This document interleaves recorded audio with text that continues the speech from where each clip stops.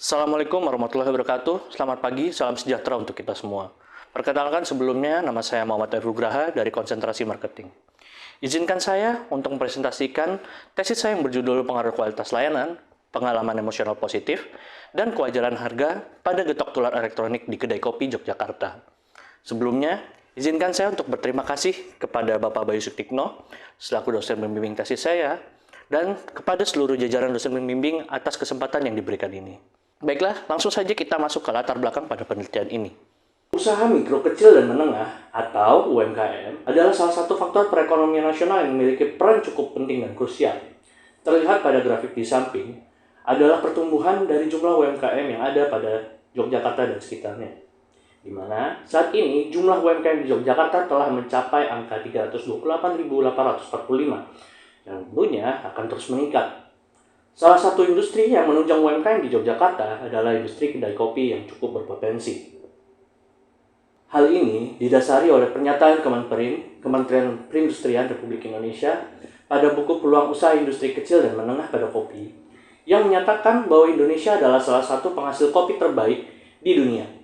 Yang selanjutnya dikuatkan kembali oleh pernyataan Aryo, yaitu Head of Marketing dari salah satu perusahaan ternama di sektor kopi bisnis, yaitu PT Tofin Indonesia. Beliau menyatakan bahwa prospek kedai kopi pada tahun kedepannya akan meningkat, bahkan hingga 10-15% dari sekarang. Betul saja, karena potensi dari kedai kopi tersebut, di Yogyakarta setidaknya pada tahun 2017 telah berdiri sekurang-kurangnya 1.200 kedai kopi yang telah berkembang di Yogyakarta. Hal itu menimbulkan suatu anomali di mana konsumen menjadi bingung dalam pemilihan kedai kopi yang akan mereka tuju. Terlihat pada suatu cuatan di media sosial, seseorang memberikan opininya setelah melihat di Google Maps di Yogyakarta bahwa kesan kedai kopi di Yogyakarta sudah sangat melimpah, sehingga menimbulkan kebingungan. Kedai kopi yang sangat menjalar ini menjadikan persaingan antara kedai kopi adalah menjadi suatu yang keharusan. Lalu, apa yang dapat menjadi faktor dalam menjadikan kedai kopi ini sebagai pilihan dari konsumen? Eta, yaitu salah satu penikmat kopi dan barista di coffee shop ternama di Yogyakarta, yaitu Kofi, sempat berbincang dengan saya mengenai topik yang saya angkat. Beliau menyatakan bahwa memang kondisi dan kebutuhan konsumen adalah sesuatu hal yang esensial, di mana itu meliputi layanan, pengalaman, atau experience, dan harga. Selanjutnya, dia juga menyatakan bahwa ketika pelanggan puas, pasti akan merekomendasikan, entah itu ke kerabatnya, entah itu ke media sosial. Jadi, berdasarkan latar belakang yang ada, rumusan masalah yang diangkat pada penelitian ini dimulai dari pertumbuhan kedai kopi yang didasari oleh jumlah kedai kopi pada tahun 2017 yang tersebar di Yogyakarta dan pertumbuhan UMKM di Yogyakarta yang meningkat setiap tahunnya, sehingga persaingan akan menjadi semakin tinggi. Praktisi pada konteks penelitian ini adalah pemilik kedai kopi harus dapat memaksimalkan aspek yang ada pada kedai untuk mendapatkan ketertarikan pelanggan. Salah satu caranya adalah dengan membentuk getok tular elektronik, di mana faktor yang mempengaruhi salah satunya adalah kualitas layanan. Yang Dangtang menyatakan ketika performa suatu jasa yang bagus, itu pasti akan bersinggungan kepada getok tular elektronik yang dihasilkan. Selain itu, Serakan Talops menyatakan bahwa ketika terdapat pengalaman emosional yang positif, konsumen pasti akan timbul niat untuk memberikan rekomendasi secara daring. Selanjutnya, kewajaran harga akan berpengaruh terhadap kepuasan, di mana ketika harga yang diberikan sesuai pada ekspektasi konsumen, konsumen pasti akan mendapatkan kepuasan. Terakhir, ketika konsumen mendapatkan kepuasan pada suatu kedai, mereka cenderung ingin membagikan atau memamerkannya kepada kerabat ataupun keluarga mereka, baik itu secara langsung ataupun di internet seperti media sosial. Kajian pada isu ini masih dikatakan masih cukup minim, di mana pada penelitian sebelumnya telah diteliti dengan konteks yang cukup mirip, namun objek yang diteliti adalah jasa perhotelan. Dan secara khusus, objek di Yogyakarta masih belum diteliti sama sekali. Yang selanjutnya, penelitian ini akan menimbulkan pertanyaan penelitian yang dapat dilihat sebagai berikut. Dan pada penelitian ini ada tujuan penelitian sebagai berikut. Untuk manfaat penelitian ini, antara lain adalah untuk akademisi, sebagai bahan literasi untuk penelitian terkait, dan untuk praktisi dapat menjadikan ini sebagai rekomendasi ataupun referensi pada bisnis mereka. Selanjutnya kita masuk ke landasan teori pada penelitian ini. Yang pertama, yaitu variabel kualitas layanan yang pada Kotler dinyatakan bahwa kualitas adalah kesesuaian, entah itu pada penggunaan, kebutuhan, ataupun variasi. Konsep kualitas layanan akan bersinggungan terhadap dimensi kualitas. Yang selanjutnya, dimensi tersebut akan didefinisikan sebagai layanan yang diinginkan oleh konsumen dengan bantuan dari pemikirannya yang dibangun dari pengaruh internal ataupun eksternal. Hal tersebut akan paralel dengan kinerja yang konsumen terima yang selanjutnya akan menimbulkan tingkatan kualitas layanan yang didapatkan. Selanjutnya adalah variabel pengalaman emosional positif, di mana pengalaman menurut Sarah Cantaloupe adalah secara keseluruhan dari interaksi konsumen terhadap suatu perusahaan ataupun jasa. Pengalaman emosional positif di sini diartikan sebagai keinovatifan atau sesuatu hal yang berbeda yang melebihi dari ekspektasi konsumen, sehingga menimbulkan kepuasan pada konsumen itu sendiri. Variabel ketiga adalah kewajaran harga, di mana menurut Xia et al., kewajaran harga didefinisikan sebagai konsep penelitian konsumen terhadap kesesuaian harga tersebut dibandingkan pihak lainnya, entah itu menjadi masuk akal ataupun masih bisa diterima oleh konsumen. Menurut Ruiz, terdapat 3 faktor yang mempengaruhi kewajaran suatu harga, yaitu harga masa lalu, harga yang ada pada kompetitor, dan harga operasional perusahaan. Variabel selanjutnya adalah kepuasan pelanggan, di mana menurut Kotler, kepuasan adalah perasaan senang atau kecewa dari pelanggan yang didapatkan dari perbandingan performa yang mereka dapatkan dengan performa yang mereka inginkan.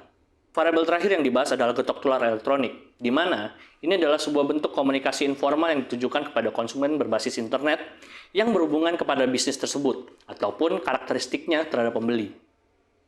Dari pendekatan variabel-variabel tersebut, penelitian ini diajukan hipotesis sebagai berikut. Yang selanjutnya akan dijadikan model penelitian sebagai berikut. Baiklah, selanjutnya adalah metode penelitian. Yang pertama adalah desain penelitian ini adalah penelitian kuantitatif konfirmatori, penelitian cross-sectional, dengan populasi adalah pengunjung kedai kopi, dan sampel yang melakukan dengan progressive sampling dengan kriteria. Yang pertama adalah konsumen kedai kopi yang tinggal di Yogyakarta dan sekitarnya. Yang kedua adalah konsumen kedai kopi yang datang pada 3 bulan terakhir. Yang ketiga adalah konsumen kedai kopi yang aktif menggunakan media sosial. Jenis data yang digunakan adalah data primer, dengan metode pengumpulan data adalah self-administrated questionnaire, dengan pengumpulan data yang dilakukan pada 4 Agustus hingga 14 Agustus 2022. Jumlah partisipan atau responden yang telah menyelesaikan pertanyaan penelitian ini sebanyak 244 responden. Instrumen penelitian yang digunakan terdiri dari 26 jumlah item yang diadaptasi dari penelitian sebelumnya, dengan rincian yang pertama kualitas layanan 7 item, yang kedua pengalaman emosional positif 7 item, kewajaran harga 3 item, kepuasan pelanggan 4 item, dan getok tular elektronik 5 item, yang selanjutnya akan dinilai menggunakan skala Likert 1 hingga 5. Untuk pengujian instrumen, dilakukan uji validitas, yaitu uji validitas konvergen dan diskriminan, lalu uji reliabilitas yang meliputi Cronbach Alpha dan Composite Reliability, dan dilakukan juga uji inner model yang meliputi koefisien determinasi, effect size, good test fit test, dan predictive relevance. Untuk metode analisis data yang digunakan, menggunakan SEM atau Structural Equation Model yang menggunakan media Smart PLS SEM. Untuk profil responden, pada penelitian ini didominasi oleh laki-laki, dan rata-rata umurnya ada di antara range 18 hingga 25 tahun. Untuk tingkat pendidikan terakhir, ada di terbanyak di SMA, dan rata-rata responden untuk penghasilan per bulannya adalah 1 juta hingga 2,5 juta rupiah. Media sosial yang digunakan ada di Instagram, Twitter, Facebook, dan lainnya, itu didominasi oleh Instagram. Untuk frekuensi mengunjungi kedai kopi, mereka setidaknya rata-rata 2 kali dalam 1 minggu. Untuk kisaran pengeluaran pada 1 kali kunjungan, mereka mayoritas ada di angka 36.000 hingga 40.000 rupiah pada 1 kali kunjungan di kedai kopi. Pada penelitian ini juga ditanyakan kepada responden kedai favorit mereka. Berikut adalah 5 kedai paling favorit yang ada pada penelitian ini. Selanjutnya adalah statistik deskriptif yang tersebar di setiap item, di setiap variabel yang diliputi oleh rata-rata dan standar deviasi pada penelitian ini. Berikut adalah uji validitas pada instrumen penelitian ini. Yang pertama adalah dilakukan validitas konvergen, di mana syaratnya menurut Herr et al. Adalah nilai autoloading harus melebihi 0,78 dan nilai commonality harus melebihi 0,5, yaitu nilai commonality di sini adalah autoloading yang dikuadratkan. Terlihat pada tabel bahwa nilai autoloading dan nilai commonality telah mencapai syarat. Yang kedua di validitas konvergen adalah nilai average variance extracted atau nilai AV, di mana menurut Herr et al. Nilai AV harus melebihi dari 0,5. dan di setiap variabelnya di penelitian ini telah memenuhi syarat. Berikutnya adalah validitas diskriminan, di mana menurut Held et al. Nilai validitas diskriminan dikatakan valid jika nilai outer-loadingnya melebihi dari nilai cross-loading lainnya. Dan terlihat dari tabel di samping adalah nilai outer-loading melebihi dari nilai cross-loading. Maka dari itu dapat dinyatakan instrumen pada penelitian ini adalah valid. Selanjutnya adalah uji reliabilitas pada penelitian ini, yaitu meliputi Cronbach alpha dan composite reliability. Untuk syaratnya, menurut Held et al. Adalah jika bernilai 0,6 hingga 0,7 maka reliabilitas dapat diterima. Dan jika bernilai 0,7 hingga 0,9 maka reliabilitas dianggap baik atau memuaskan. Namun terlihat pada penelitian ini ada beberapa variabel yang mempunyai nilai melebihi dari 0,9. Menurut Solihin, setidaknya tidak boleh melebihi dari 0,95. Maka dari itu, instrumen penelitian ini masih dianggap masih cukup reliable.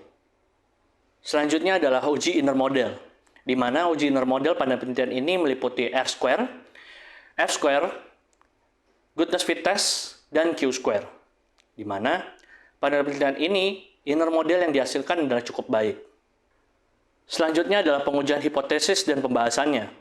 Sebelumnya nilai hipotesis akan diterima atau dikatakan baik atau dikatakan hubungannya signifikan ketika nilai T statistik yang dihasilkan harus melebihi 1,96 dan nilai p-values yang dihasilkan harus kurang dari 0,05. Untuk hipotesis pertama, terlihat bahwa nilai T statistik dan p-values terbukti sesuai dengan syarat. Hal ini didukung oleh beberapa penelitian sebelumnya yang menyatakan bahwa dimensi kualitas layanan dan kepuasan pelanggan akan sangat bersinggungan.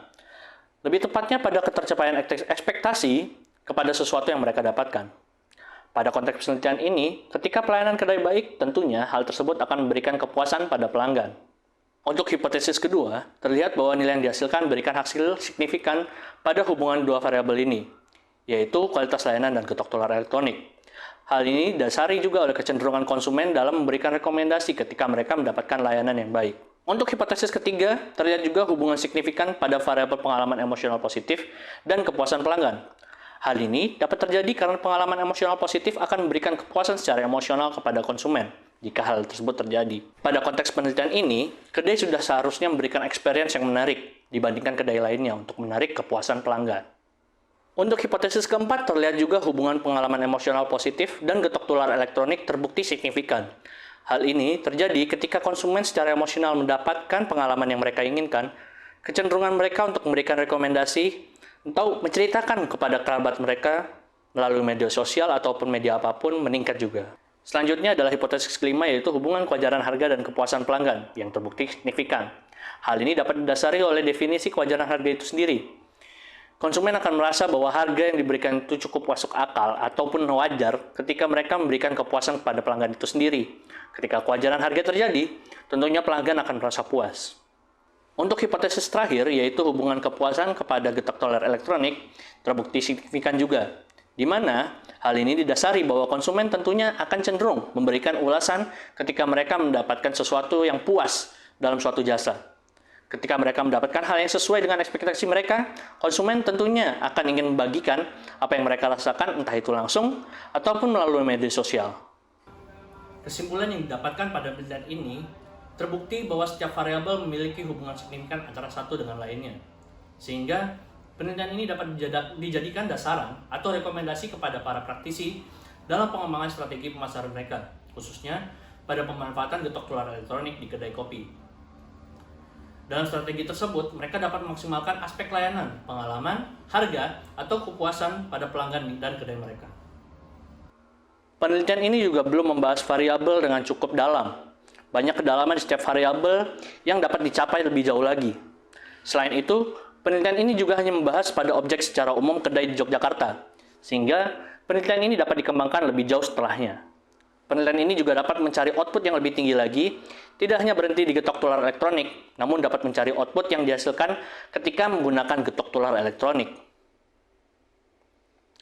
Baik, itu saja dari saya. Terima kasih. Mohon maaf jika ada salah kata. Wassalamualaikum warahmatullahi wabarakatuh. Selamat pagi.